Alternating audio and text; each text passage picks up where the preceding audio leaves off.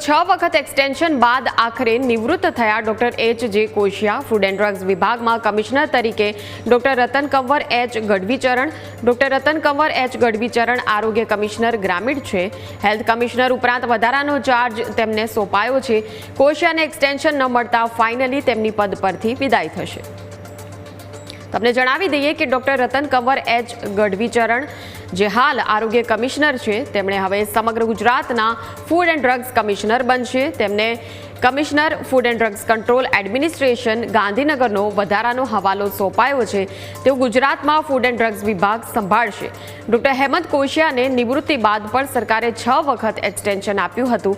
હવે 7મી વખતે સરકારે એક્સટેન્શન આપવાને બદલે તેમને નિવૃત્ત કર્યા છે.